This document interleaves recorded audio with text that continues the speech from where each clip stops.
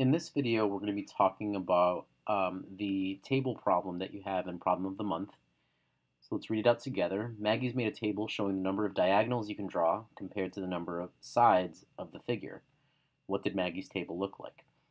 So in class, I'd asked you to make sure that within your table you have a four-sided figure, five, six, seven, and eight-sided figure. And we need to be able to count the number of diagonals. So remember, a diagonal is from a vertice to a vertice. So we have, for a four-sided figure, we have 2. For a five-sided figure, we have 1, 2, 3, 4, and 5.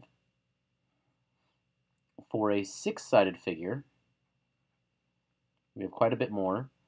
We have 1, 2, 3, 4, 5, 6, 7, 8, and 9 in total. Now, for the others, you'll have to find these on your own. So you'll need to complete the number of diagonals for a seven-sided figure and an eight-sided figure. And please be careful when you're counting. You want to make sure that you're nice and accurate. Now, once you figure out how many diagonals a seven and an eight-sided figure have, you want to explain the pattern. Now, what they're specifically looking for is a pattern that shows how you're increasing your number of diagonals over time. So if we are looking for the number of sides over time, I can say, well, from 4 to 5, I'm going up by 1. From here to here, I'm going up by 1. From 6 to 7, I'm going up by 1. And from 8 to 7 to 8, I'm going up by 1.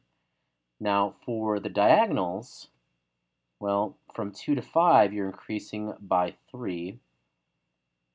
From 5 to 9, you're increasing by 4. And what you'll need to do is see if you notice a pattern of increments that you're increasing by for the seven-sided shape and the eight-sided shape. Now, once you're done with this, what you'll have to do on the next problem is it states that Lex, Maggie's friend, says that they drew a diagonal figure where there were 16 diagonals, but Lex is wrong, and you'll have to explain why. Now, once you figure out your entire table up to 8, you should be able to see why Lex, Maggie's friend, is incorrect about drawing a shape with 16 diagonals.